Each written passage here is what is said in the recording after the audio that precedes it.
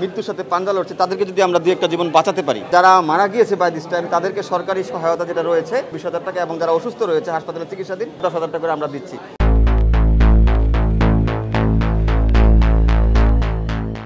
আসলে এই দুর্ঘটনাটা আসলে এটা অনাকাঙ্ক্ষিত একটা ঘটনা ঘটেছে, কিন্তু ওখানের চেয়ে আমাদের বেশি গুরুত্ব এখন যারা মৃত্যুর সাথে পাঞ্জা লড়ছে তাদেরকে যদি আমরা 2-1টা জীবন বাঁচাতে পারি, আর যারা মারা গিয়েছে বাই দিস টাইম তাদেরকে সরকারি সহায়তা যেটা রয়েছে আমরা সর্বোচ্চটাই দিয়েছি দাফন কাফনের জন্য 20,000 টাকা, এবং যারা অসুস্থ রয়েছে হাসপাতালে চিকিৎসাধীন তাদেরকে 10,000 টাকা করে আমরা দিচ্ছি। তাদের যে আত্মীয় স্বজন রয়েছে তাদেরকে আমরা ট্রেস করার চেষ্টা করছি, অনেককে পাচ্ছি না এখনও, পাওয়ার সাথে সাথে আমরা রেডি আছি সহায়তা দেওয়ার জন্য, এবং অন্যান্য সহযোগিতাও জেলা প্রশাসন থেকে আমরা দিব। এ পর্যন্ত আমরা জানছি যে 7 জন মারা গিয়েছে, আর ঢাকা মেডিকেলে এবং এখানে মিলে 38 জনের মতন চিকিৎসাধীন রয়েছে, তারা আইসিইউতে আছে বিভিন্ন ধরনের, তবে তাদের অবস্থা অনেকেরই সিরিয়াস।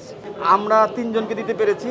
আরও 2 জন আছে আমাদের লাশ, কিন্তু ওদেরকে আমরা টেস্ট করতে পারছি না, আত্মীয় স্বজন পাচ্ছি না, আমরা যোগাযোগ করছি, পেলেই আমরা সাহায্যটা দিব।